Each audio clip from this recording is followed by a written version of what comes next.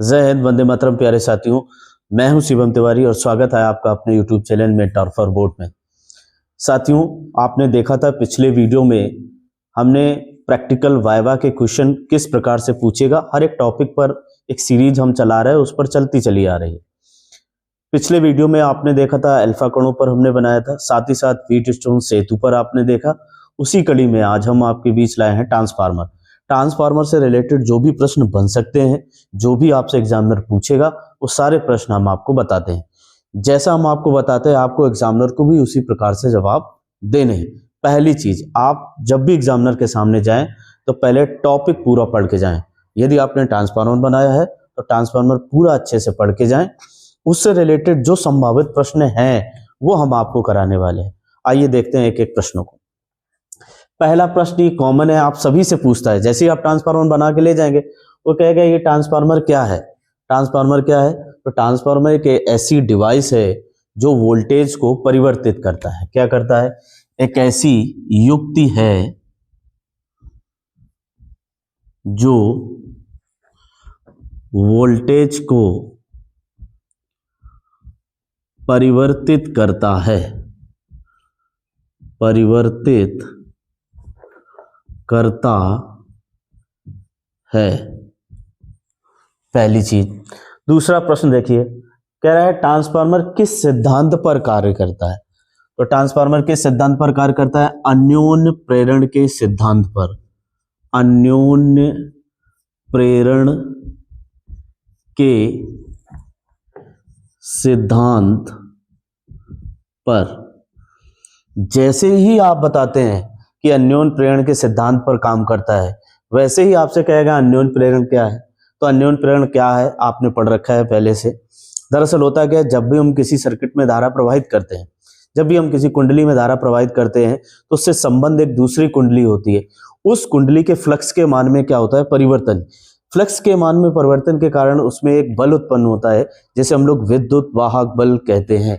इसी घटना को हम लोग अन्योन्य प्रेरण कहते हैं।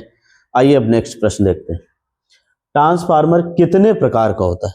पहला, ट्रांसफार्मर का जो मुख्य कार्य है वो वोल्टेज को परिवर्तित करना है। ट्रांसफार्मर कितने प्रकार के होते हैं? आप सभी ने पढ़ रखा होगा, दो प्रकार के होते हैं। पहला आपका होता है ऊंचाई ट्रांसफार्मर, ऊंचाई ट्रांसफार्मर, और दूसरा आपका होता है अपचाई ट्रांसफार्मर, अपचाई ट्रांसफार्मर। इसको हम लोग इंग्लिश में बोलते हैं स्टेप अप ट्रांसफार्मर, और इसे बोलते हैं स्टेप डाउन ट्रांसफार्मर। दरअसल ऊंचाई ट्रांसफार्मर का कार्य क्या है? लो वोल्टेज को हाई वोल्टेज में कन्वर्ट करना। क्या काम है? Low to high. और स्टेप अप का कार्य क्या है? High to low, high to low, ये काम होता है। अगला देखते हैं, हमारे गांव में किस प्रकार का, ये कॉमन प्रश्न है, अक्सर एग्जामिनर पूछ देता। अच्छा, आप ट्रांसफार्मर बना के लाइए, तो बताइएगा आपके घर में, आपके गांव में, या आपके कस्बे में, शहर में कौन सा ट्रांसफार्मर लगा हुआ है। तो हमें इसका आंसर पता होना चाहिए। सिंपल सी बात है, हमारे घरों में जो लाइट आती है वो कितनी आती है? 220 वोल्टेज। जबकि हाई टेंशन लाइट से आपकी कितनी आती है? 11,000 की लगभग। इसका मतलब क्या? 11,000 को 220 में वो कन्वर्ट कर रहा है। क्या कर रहा है? हाई से लो में कन्वर्ट कर रहा है। और हाई से लो में कौन आता है? अपचाई ट्रांसफार्मर। इसका मतलब जो भी हमारे कस्बे में, गांव में लगा है, वो ट्रांसफार्मर कौन सा है? अपचाई ट्रांसफार्मर, ट्रांसफार्मर। ठीक, अगला देखिए, ट्रांसफार्मर किस धारा पर काम करता है? चैप्टर का नाम ही है, ट्रांसफार्मर किस धारा पर काम करता है? एसी धारा पर। इसको हम लोग हिंदी में बोलते हैं प्रत्यावर्ती धारा। अगला देखिएगा, अच्छा, जैसे आपने कहा कि एसी पर कार्य करता है, वो आपसे हो सकता है पूछ दे कि डीसी यानी कि दिष्ट धारा पर क्यों नहीं कार्य करता है। तो आप उसको बताएंगे कि एसी पर तो कार्य करता है, परंतु डीसी पर कार्य नहीं करता। उसका कारण होता है क्योंकि डीसी की जो फ्रिक्वेंसी होती है, यानी कि जो आवृत्ति होती है डीसी की, वो शून्य होती है। कितनी होती है? शून्य होती है। यही कारण है कि वो डीसी पर नकार करके किस पे करता है? एसी पे। तो आपको बताना है डीसी की फ्रीक्वेंसी कितनी होती है? शून्य। अगला देखिए, ट्रांसफार्मर की क्रोड को पटलित क्यों रखा जाता है? क्यों रखा जाता है? जब आपने बनाया होगा देखा होगा, तो पटलित इसीलिए रखा जाता है ताकि उसमें भंवर धाराओं का क्या हम कर सके, कम भंवर धाराएं जो होती हैं उनको हम कम कर सके। ऐसा क्यों है? क्योंकि अगर भंवर धाराएं ज्यादा होंगी तो निश्चित तौर पे क्या होगा, ऊर्जा लॉस होगी।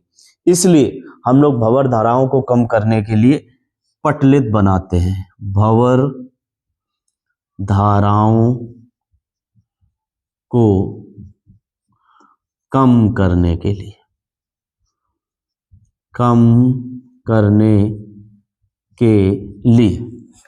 अगला देखते हैं, ट्रांसफार्मर की दक्षता क्या होती है? दक्षता का मतलब होता है उसकी क्षमता कितनी होती है। तो जो भी ट्रांसफार्मर होगा लगभग 80 to 90% उसकी कैपेसिटी होती है, उसकी क्षमता होती है, उसकी दक्षता होती है। अगला प्रश्न देखिए, एक आदर्श ट्रांसफार्मर क्या है? देखिए, एक आइडियल ट्रांसफार्मर क्या होता है? दरअसल ऐसे शब्द की कल्पना करना ही बेकार है, हम लोग कल्पना ही नहीं कर सकते। आपसे कह रहा है आइडियल ट्रांसफार्मर क्या होता है? कुछ नहीं होता, ये एक मनगढ़ंत काल्पनिक चीजें हैं। क्या ऐसा संभव है कि ट्रांसफार्मर 100% हो? आइडियल का मतलब होता है उसकी कैपेसिटी आपकी कितनी होनी चाहिए, 100% होने चाहिए, जो कि संभव नहीं है। क्यों नहीं है? आपको पता है, आपके ट्रांसफार्मर से लाइट आपके घर तक आ रही है तो निश्चित तौर पे रास्ते में क्या हो रहा है, पावर लॉस हो रहा होगा। हम मान लेते हैं 100% हमने भेजी तो आपके घर तक आते आते 95 या 90 पहुंची, 5 या 10% का तो लॉस हुआ। तो आदर्श ट्रांसफार्मर संभव नहीं है। ठीक, ओके। अगला देखिए, ट्रांसफार्मर की क्रोड किस धातु की बनी होती? तो आप सभी ने पढ़ रखा होगा, कॉमन प्रश्न है, नर्म लोहे की क्रोड से बना होता, सॉफ्ट आयरन, नर्म लोहे की क्रोड, सॉफ्ट आयरन। अगला देखिए, ट्रांसफार्मर में कौन सा तेल यूज होता है? कौन सा तेल यूज होता है? नेफ्थलीन। इसी को हम लोग अपनी मोटी मोटी भाषा में कह देते हैं खनिज तेल। दरअसल ये होता क्या है, ऊष्मा का कुचालक होता है। क्या होता है? कुचालक होता है, इसलिए हम इसका यूज करते हैं। तो अभी आपने देखा इस प्रकार से ये 10 प्रश्न थे जिनके आपने आंसर दिए। अब हम अगला प्रश्न देखते हैं। आइए देखते हैं अगला प्रश्न। अगला कह रहा है, ट्रांसफार्मर को हिंदी में क्या कहते हैं? तो देखिए, ट्रांसफार्मर ये शब्द इंग्लिश में है और हिंदी में हम इसको कहते हैं परिणामित्र, या इसी को हम लोग बोलते हैं परिवर्तक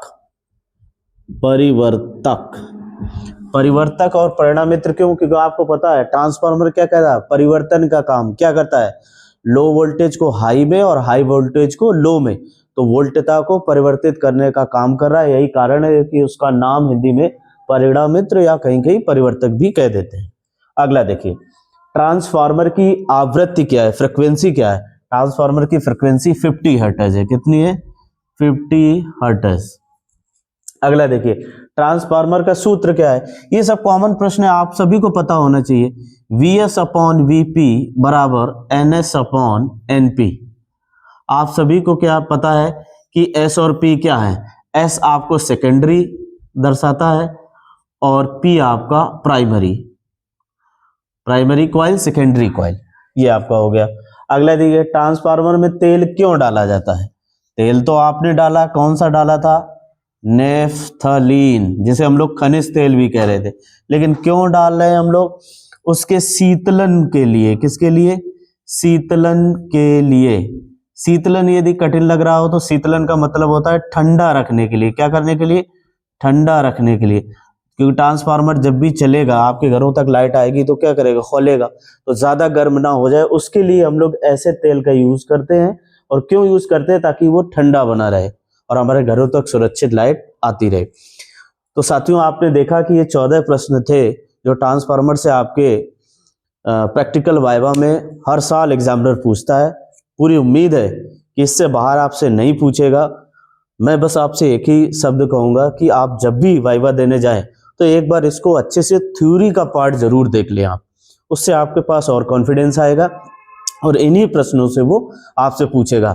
इतना तैयार करके जाइए, मेरा वादा है आपसे कि आपके 30 में 30 पक्के। आज के लिए इतना ही। जय हिंद, वंदे मातरम।